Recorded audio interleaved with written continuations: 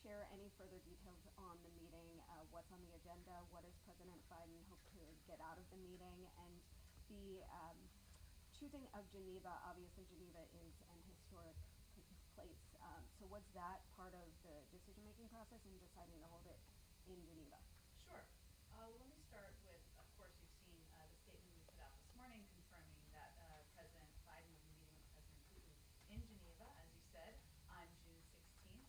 The leaders will discuss the full range of pressing issues as we seek to restore predictability and stability to the U.S.-Russia relationship. And to more specific to your question, we expect they will spend a fair amount of time on strategic stability, where the arms control agenda goes following the extension of New START. Obviously, we're both members of the P5+1 as well, as those negotiations are ongoing.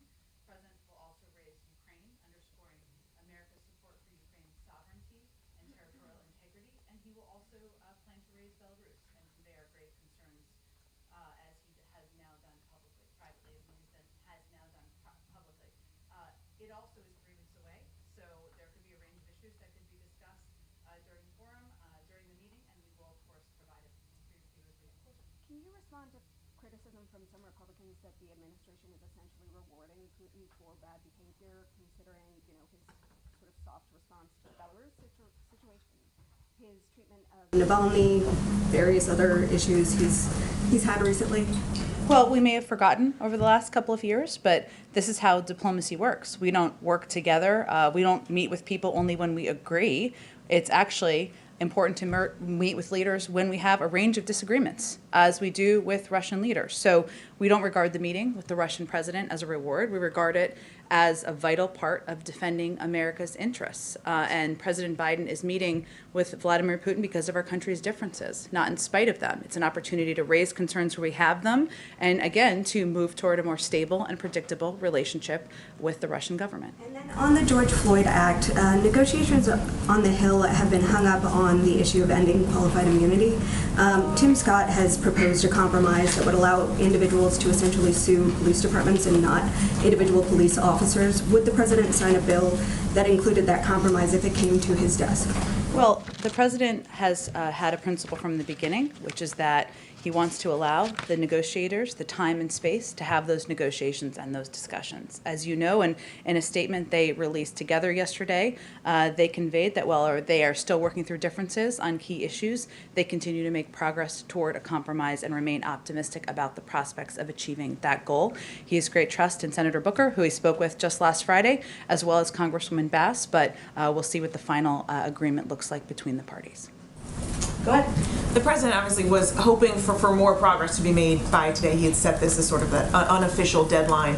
We are seeing some movement on the Hill, but can you explain to us a little bit more what the president himself has been doing, conversations he may have been having to try and deliver on that goal? Sure. Well, we have been closely engaged with the negotiators and a range of parties on the Hill. We have also been respecting the space needed for the negotiators to have these discussions about where they can find common ground and where they can find agreement. So we've been closely engaged. The president himself called Senator Booker to get an update last Friday. I expect he'll continue to get updates over the coming days. And we have also been made it a priority to leave space for the negotiators to have these discussions. We've actually gone back and have been talking to some of the police reform advocates, some of the victims' families who met with the president during the campaign to kind of get their perspective on action or lack thereof coming out of Washington. And some of them have expressed some real frustration that they feel that the president could be doing more here, that he could be putting more public pressure on Congress. Your response to that, and why aren't we seeing him today, for instance, come out and speak publicly and trying to urge more action here? Well, we issued, or are issuing, if it hasn't gone out yet, a public statement from the president in his name commemorating the anniversary of the death of George Floyd, a moment that impacted him deeply personally, as it did millions of Americans. As you know, he's meeting with the family today. He wants that to be a private discussion. He has a close relationship with them, or they've really impacted him in their courage and grace over the last year, and he felt it was important for that to be private. But look, I think we may just have a disagreement in terms of what the right strategic approach is to these negotiations moving forward and getting to the final outcome, which we all want to see, which is a bill that the president can sign into law. I will say that we are very engaged with a range of groups around the country, civil rights groups, police reform groups, and advocates about what they think is going to work, and we have kept them abreast of what our strategy is. I'll also note, though, that the president has also, while we've been pushing for this legislation, he also, when he was running for office, pledged to appoint DOJ leadership that would prioritize pattern or practice investigations, emphasize the importance of the Justice Department using the authority he spearheaded as senator to investigate systemic police misconduct. That's something the Attorney General has already moved forward on. And we also, in our initial budget calls that we put out several weeks ago, we called for increasing funding for the Department of Justice's Civil Rights Division by millions of dollars in order to advance accountability and reform. So I will say we are continuing to press in the way we feel is most effective and most constructive in coordination with the negotiators, but we also are taking additional steps that we can take and our administration can take to move forward accountability and justice. Go ahead. Thank you, Jen. Just to follow up on Mary's questions, why wouldn't the president use his bully pulpit today to call for police reform? Is it a missed opportunity? Well, Kristen, he used the opportunity of his joint session address, which is the highest profile moment any president of the United States has in their first year of office, to call for forward movement on police reform, to call for the George Floyd Justice and Policing Act to pass. And we put out a statement today, and he's meeting with the family. Again, I think this is a matter of what we feel is most constructive to move these negotiations forward and to get to the final outcome that everybody who advocates for justice, who advocates for reform wants to see, which is signing this bill into law. And when does he expect to see this bill on his desk? Is it this summer? I'm not here to put a new timeline on it, Kristen. He's encouraged by the statement we saw the negotiators put out yesterday, that they feel there is an opportunity for progress, for forward momentum, for forward movement. That's certainly significant coming from Democratic and Republican negotiators. As you know, Congress works very well when they have a deadline. There doesn't seem to be a deadline anywhere. As soon as possible, he'd like to sign the bill into law. As soon as possible. How does he keep the pressure up, though? He remains closely engaged and closely in touch with the negotiators about what is most constructive and what role he can play and we can play to leave the space for them to negotiate and to move toward a place where he can sign the bill into law. And following up on Russia, what message does it send to the United States adversaries that the president would hold a summit with President Putin in the wake of all of these recent provocations? That the President of the United States is not afraid to stand up to our adversaries and use a moment of in-person diplomacy to convey areas where he has concern and look for areas of opportunity to work together in areas where we have mutual agreement. But why not wait until they've shown some good faith on some of these issues before setting up a summit? Is he not, in some ways, offering him a victory here? We proposed the summit because we feel that it is an opportunity to move forward our national interests and our agenda. And the most effective approaches to diplomacy are those where you seek opportunities to have tough conversations. We're not suggesting that at the end of this that is going to be easy breezy from here. In fact, we continue to expect that we'll have difficult conversations. We will have confrontations at points about areas where we have disagreement, but this is an opportunity to move toward a more stable and predictable relationship with Russia. Very quickly on Belarus, I know you got a question on this yesterday. It's now been 24 hours. Has the White House, has the president determined whether Russia had any role in diverting that plane? I did not give any indication that we had that view yesterday, and that has not changed. But so will the White House make a determination before this summit? We don't have a belief that that is the case. Go ahead. Thank you, Jen. First on COVID, does President Biden think these theories we hear more about now, that COVID-19 may have been man-made and escaped from a lab in China, are a wacky conspiracy theory, or based on what he has heard and been briefed on, does he think that's possible? Well, we went through this journey together yesterday, so let's do it again. So the president believes there needs to be an independent investigation, one that's run by the international community. It's an international pandemic that has killed hundreds of thousands of people around the world. He believes the Chinese need to do more to put forward data, to be more transparent, and in the second phase of this effort, he's certainly hopeful that will be the case. And he believes that every theory should be explored through that process, but that we shouldn't jump to conclusions before that data and that information is made available. Thank you. And on the rise in violent crime, compared to this time last year, homicides up 113% in Minneapolis, up 38% in Philly, up 22% in Chicago. Just to clarify, the White House's position on this is that is mostly because of guns?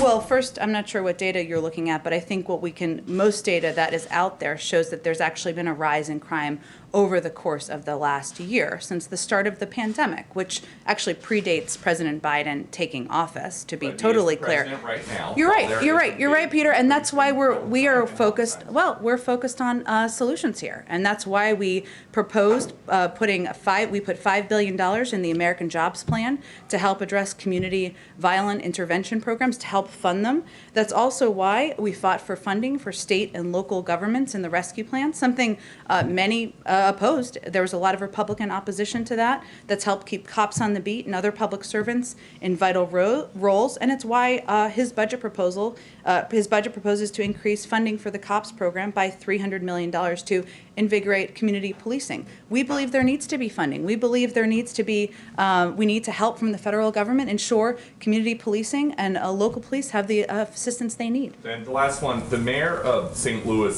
says that she believes more police does not prevent crime. Does President Biden agree with that?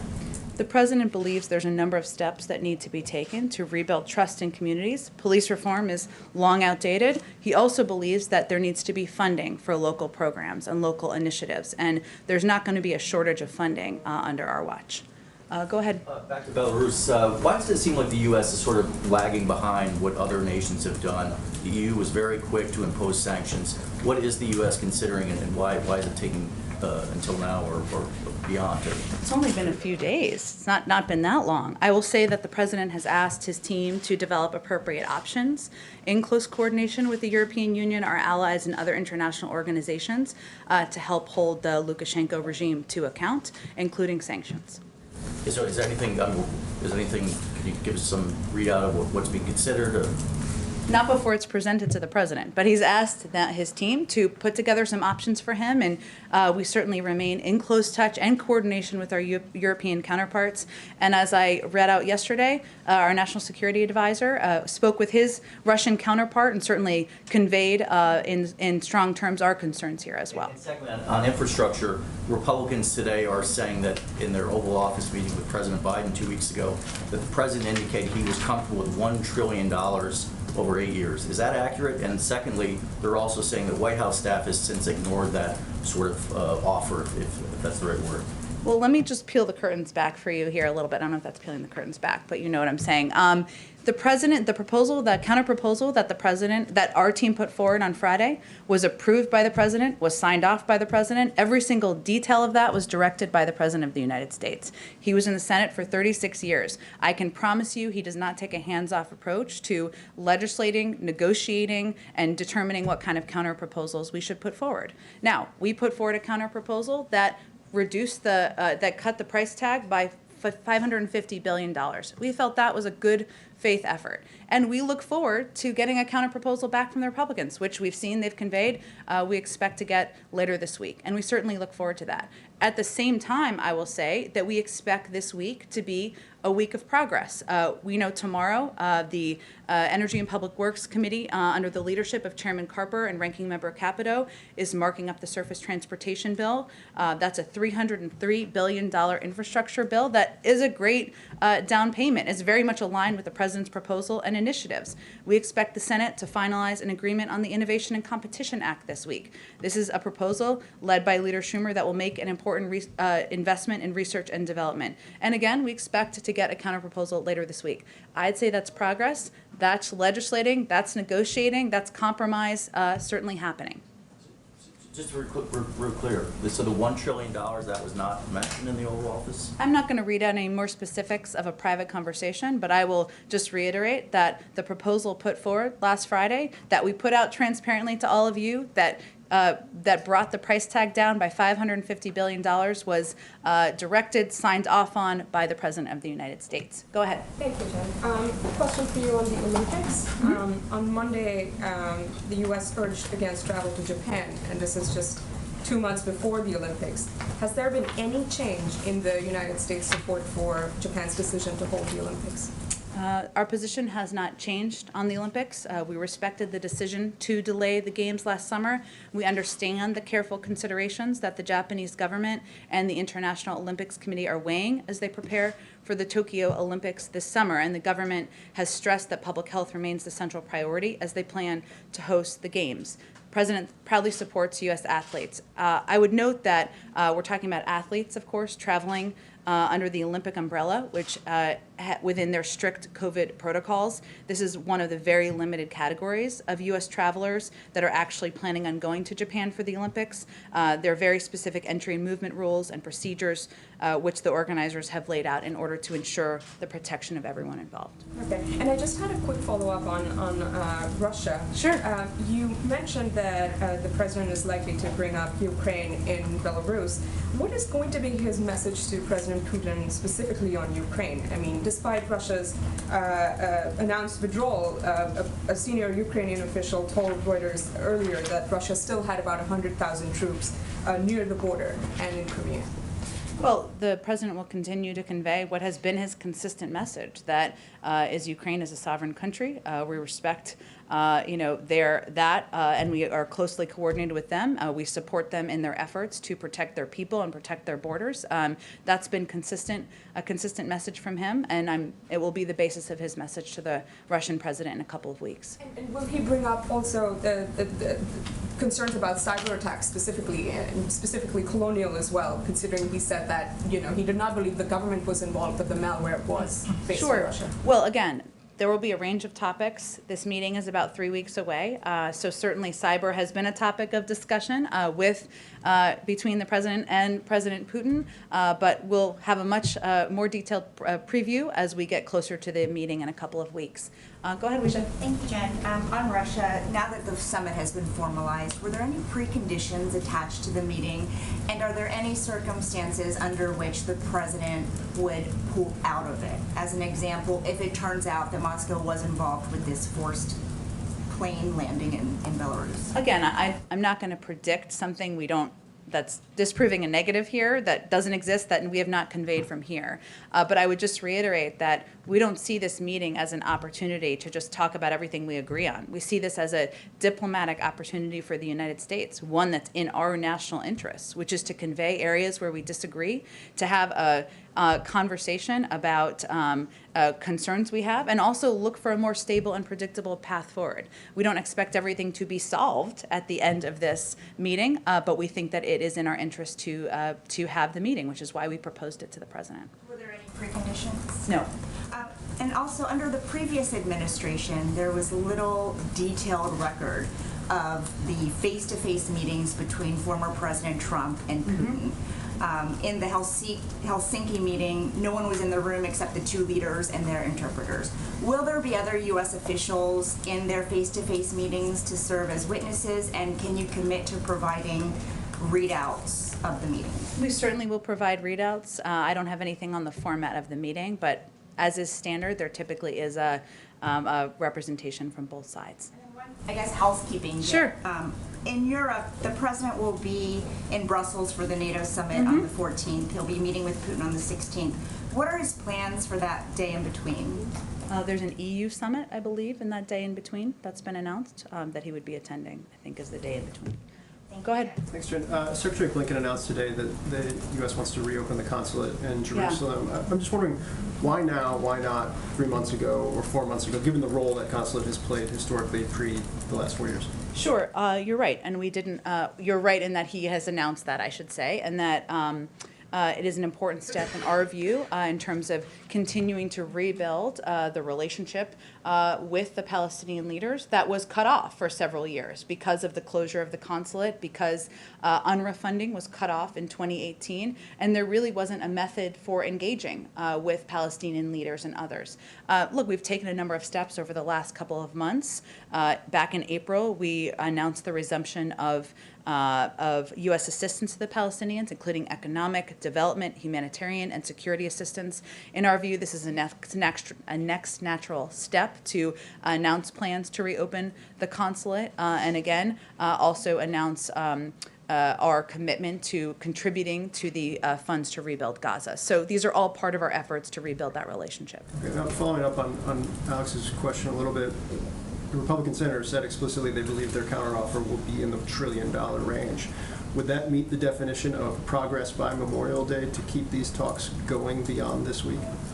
Well, again, as I said a few minutes ago, our view is that this can be a week of progress, and including the counteroffer, which we expect to get later this week. I'm not going to prejudge what that looks like. We'll have to look at the nitty-gritty details. Certainly, them coming up and funding is progress, but we'll see what that looks like. In addition, the markup tomorrow of the surface transportation bill, that's bipartisan work trying to fund an infrastructure bill that's consistent with the principles of the American Jobs Plan. And these are all positive steps forward in our view. And just one more quick one. If you have to go alone, do you feel like Democrats are ready to do, like, you were talking yesterday to Eugene that, you know, constant conversations with them, committee chairs, rank and file. Mm-hmm. If you have to go alone, do you feel like the caucuses are with you in that decision?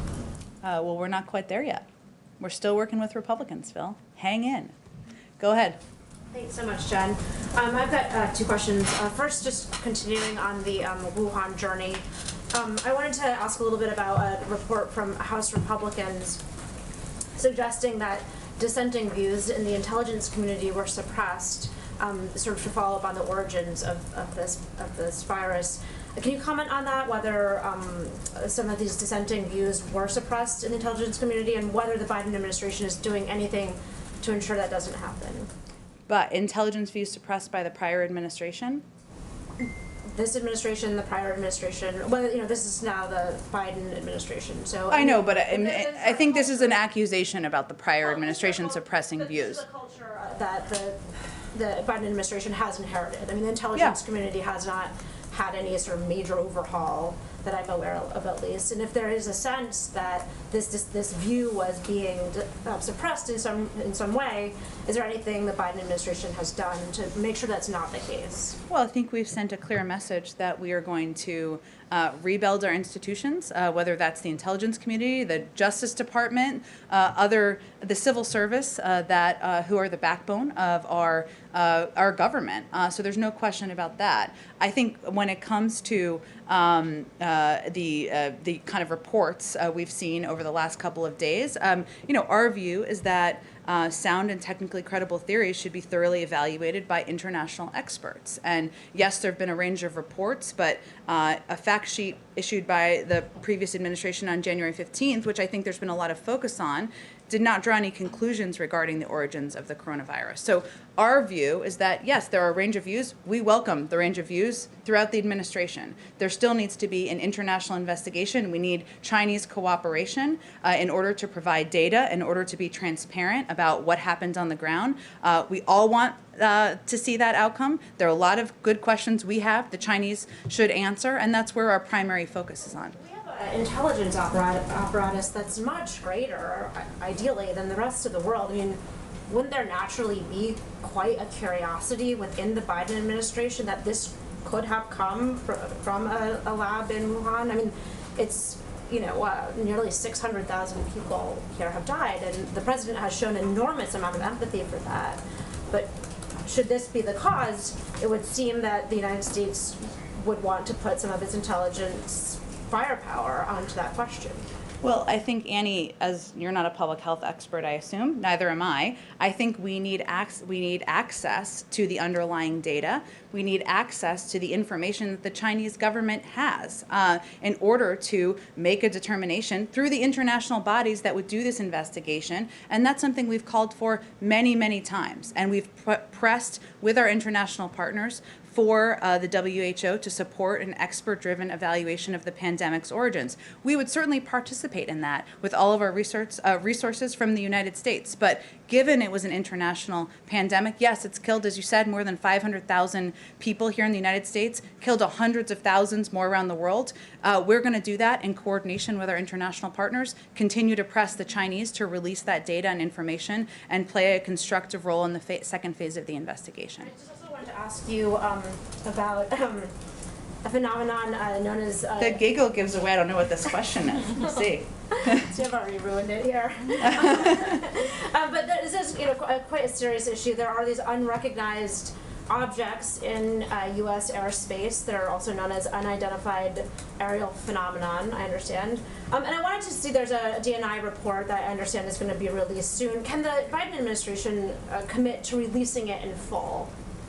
Well, that would be for a decision by the Department of National Intelligence to make. As you noted, we're aware of the report requirement, and our team at the Office of the Director of National Intelligence is, of course, actively working on that report. And we take reports of incursions into our airspace by any aircraft, identified or unidentified, very seriously and investigate each one. But ODNI would be working on that report, and in terms of disclosure, that would be up to them. I guess in all seriousness, though, can you characterize the president's concerns about these phenomena? I mean, it is this concept of objects in U.S. airspace that are either origin from other nations or other entities, but what is the concern of the president that this phenomenon seems to occur in the national security apparatus? Well, I think broadly speaking, the fact that we have a team that's actively working on a report, certainly the safety of our personnel, security of our operations, our airspace are of paramount concern, whether that is identified or unidentified aircraft. And we don't discuss that publicly for a range of reasons, but certainly the president supports the ODNI putting together a report and following through on that commitment. Go ahead. On housing, today we saw that sales of new homes declined in April by more than analysts had expected, in part because of rising prices, because of the increasing cost of materials like lumber. Does the administration have concerns about what it's seeing in the housing market, in particular, both in the new homes and existing, and sort of the bidding war environment that's existing for a lot of existing homes right now, and what it can mean for the broader economy? Sure. Well, first let me say for some middle-class families, I know not the ones you referenced, their home is their primary source of wealth. So the financial effects that some are feeling are positive. That said, the increase in housing prices we've seen does raise concerns for us about housing affordability and access to the housing market, which is certainly, as you alluded to, Jen, impacting many, many Americans. We recognize there is a need for new housing supply, particularly on the affordable end of the market. There are issues, supply and demand issues, as you are well aware of, with construction and supplies that are needed to build new houses, which we're seeing an impact on the market. One of the reasons that we proposed a number of the initiatives we did, including the neighborhood homes tax credit, which would renovate 500,000 single-family homes in low-income neighborhoods and help ease the nationwide shortage, is because we knew we could see this becoming an issue. So as our team looks at it, we recognize that, as we've talked about a little bit around other issues, restarting the economy is going to produce some bumps, and there are some barriers to increasing supply in the short term, supply and demand, et cetera. We're carefully monitoring these issues. We are cognizant of and concerned about housing affordability and access in the housing market, and our team is watching it very closely. Go ahead. Can I just follow up on some of the infrastructure questions? Both in some of the Republican senators' comments on the Hill today, in their written statement last week, there were mentions of sort of the White House staff potentially getting in the way of negotiations. This is also a theme that we heard back in February. Is there any daylight between the staff and the president in these negotiations? Do you think that, and why do you think that the Republicans are using this kind of wedge in this conversation? Well, I'm probably not the right source to answer the second part of that question, but I can tell you on the first, many people you can ask that question. On the first, the president oversees and directs his team as it relates to what he wants to see on negotiations, what kind of proposals he wants to see, and he signed off on the proposal that was put forward on Friday, which he felt, and we all felt, was a reasonable counteroffer, given it brought the price tag down by $550 billion. But this is an ongoing negotiation. We're eager to see what the Republicans propose or what their counterproposal looks like, and it sounds like we're going to see that in the next few days. Go ahead. If Congress does not pass legislation to create a January 6th commission, does the president want to create his own presidential commission to look into the events of that day? Well, we're not quite there. There have been Republicans who have come out over the past several days and conveyed their support or their openness to discussing the path forward on a January 6th commission. That's a positive sign. Our view is this is not a political issue, that it is a commission that could help look into one of the darkest days in recent modern history, a dark day on our democracy, and the President is hopeful that members of Congress will do the right thing. Go ahead. Yeah, I wanted to get some guidance on the Floyd meeting this afternoon. Sure. Can you give us any guidance on what the President intends to convey to the family? What he hopes to tell them, even in broad terms? Well, I think a lot of the meeting will be him listening to them and hearing from them on what they want the path forward to look like. He'll provide them, I'm sure, an update on his efforts on the legislation and the negotiators, which is important to everybody who will be in that meeting. But he really wants it to be, he wanted it to be a private meeting because he has a personal relationship, and he wanted to hear how they're doing, give them an update on his efforts to sign a bill into law and ensure there's long overdue accountability. And, you know, I expect we'll have a readout after the meeting. One more quick question, and that is, we were told that the administration moved to terminate members of the U.S. Commission of Fine Arts, and one of my colleagues reported out a story with an interview with the chairperson of this commission who said that in the history of this Commission on Fine Arts, this had never happened before, that the President or his administration had asked for the termination of all 3 members of the committee. Can you give us any clarification on why this move was made and why the President decided to remove these commissioners?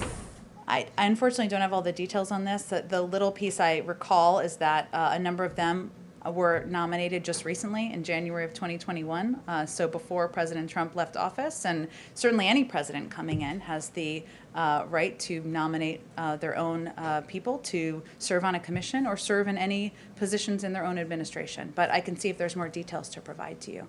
Go ahead. If there is not a negotiation that has been able to be reached on today on the George Floyd Justice and Policing Act, what is the president willing to do? What if this just cannot go through? Well, that's not the indication we've been given by any of the negotiators who put out a joint statement yesterday indicating that there was progress, that there was an opportunity to move these negotiations forward, and the president thought that was encouraging. Part of that was the issue of qualified immunity. How does the president feel is deciding, is he more on the side of like Congressman Clyburn, who says let's take it out and come back to that issue, or more on the side of Representative Maxine Waters, who's like, I'm not just going to take just anything? How does he feel with that? Well, the president was a supporter of the original bill proposed, but he also wants to leave space for the negotiators. He has a great deal of trust in Congresswoman Bass, and he's looking forward to seeing what comes out of those discussions. One more question. What percentage of the approximate 48 million rental units that are available in the U.S., how many are actually covered under the eviction moratorium? That's a great, excellent question. I'd have to check with our Department of Housing and Human, HUD, the HUD. I'll check with our friends at HUD, and I'm happy to get a number to you if that's available. Go ahead. Thank you. And to build off her question on police reform, Sure. Is there a plan B? Would President Biden use executive action on police reform? Well, he's already, of course, taken many executive actions. He wants, at this point, he feels the most constructive role he can play is to stay in close touch with the negotiators, to make sure he is continuing to advocate for moving this legislation forward and leave space for them to negotiate. So we're not going to get ahead of that. He was encouraged by the public statement made by the negotiators, bipartisan, Democrats and Republicans, just yesterday. Lawmakers say they're making progress. Is President Biden happy with the progress they're making, or would he like them to pick up the pace a bit? The president looks forward to signing the bill into law as soon as possible, but he is encouraged by the fact that they're making progress, and he'll stay in close touch with them as they continue to negotiate.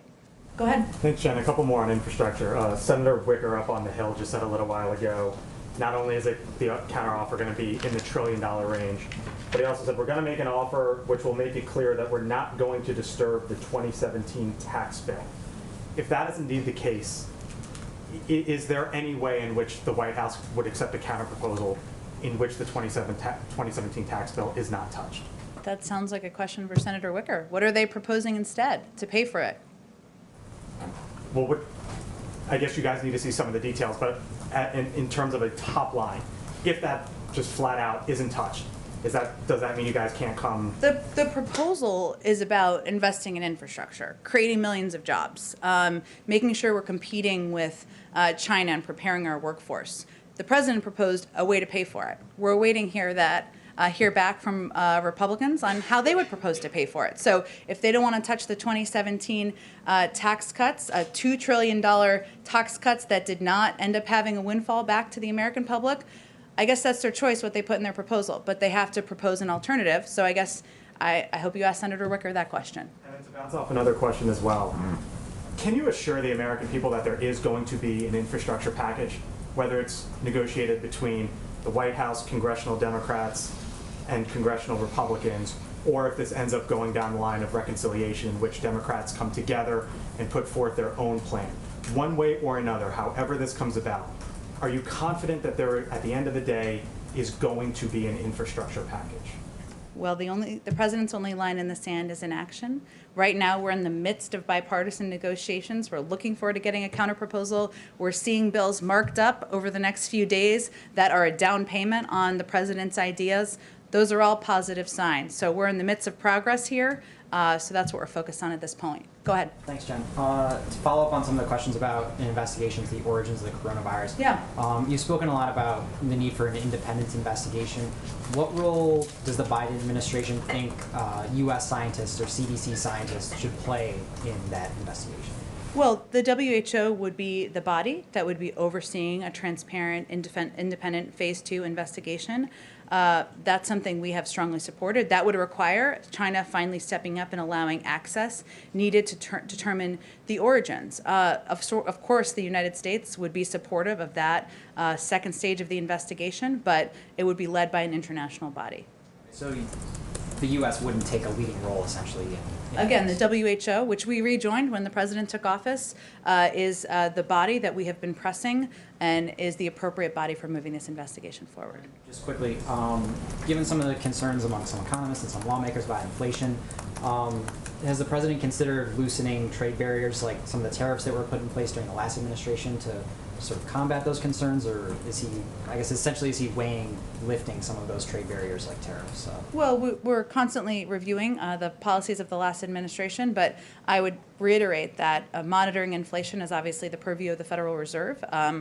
Our economists have conveyed that they feel that the impact of our proposals will be transitory. The economy is getting going again, but in terms of any actions that would be taken, we would defer to the Federal Reserve. Go ahead in the back. Oh, and I'll come back to you. I'm sorry, I didn't mean to skip you. Go ahead. Yep. The Anti-Defamation League has noticed an increase of over 63% in reported anti-Semitic incidents since May 10th.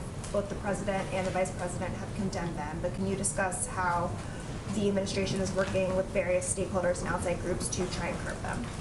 Sure. Well, I will say that the president we issued a tweet from the president. He issued a tweet yesterday conveying his concern about the anti-Semitic acts we've seen happen around the country. This is something that he has spoken passionately out against anti-Semitism throughout his career.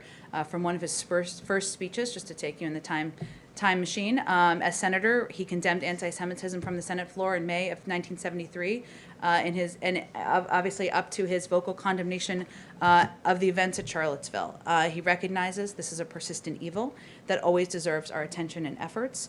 We've been working in close and ongoing contact. We've been in close and ongoing contact, I should say, with the Jewish community to offer our support. We've taken steps to confront anti-Semitic violence and hate crimes of any type, including by signing into law stronger hate crimes legislation just last week. But we are also working to bolster safety and security of synagogues and other religiously affiliated facilities and organizations. DHS has briefed security directors across the Jewish community in the United States and is preparing a public awareness bulletin that will include security measures individuals and facilities can take. So we have an across-government effort that the president is quite focused on. Follow up on that, some Jewish groups are planning a day of action against anti-Semitism on May 27th, which is this Thursday. Do the president or the vice president have plans to make any remarks there or make virtual appearances? I know the president will be traveling on Thursday, and in Ohio, and he'll be delivering an economic speech. I can see if there's anything more on scheduling plans to read out to all of you. Go ahead in the back. Just in terms of transatlantic travel, the EU last week announced an easing of restrictions on Americans coming into Europe, and yet most of the rest of the world is not permitted back into America at the moment. Does the President have any plans to ease restrictions on incoming travellers from the EU? Maybe this summer, and particularly maybe the summit you mentioned next month in Brussels? Well, currently we have no announcements in regards to lifting existing travel restrictions. Any decision to change or lift them would be based on the guidance of our public health experts, of course, and an interagency process, including all relevant agencies, would be required to ensure a policy change is operationalized appropriately. I will say, of course, we want to have travel resume between the United States and Europe and other countries around the world. We're very mindful of the pandemic, ensuring we're taking every step we can to keep the American people safe, and that's why we rely on the guidance of public health officials. And just a quick second question. We're now more than 4 months into the presidency and very few ambassador positions have been announced. A, when should we expect something on that? And B, just a bit more specifically, more than 24 members of Congress have written to the President calling for the appointment of a special envoy for Northern Ireland in light of recent an uptick in tensions there. Is there any plan to appoint a special envoy to Northern Ireland? Well, on the latter, we certainly continue to closely monitor issues in Northern Ireland. We welcome the provisions in both the trade deal between the United Kingdom and European Union and Northern Ireland Protocol which will help protect the gains of the Belfast Good Friday Agreement.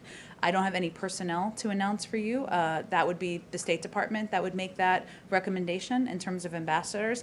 I know I keep saying this, but coming soon. But I don't have any update for all of you today. Go ahead. Okay, sorry, this has got to be the last one.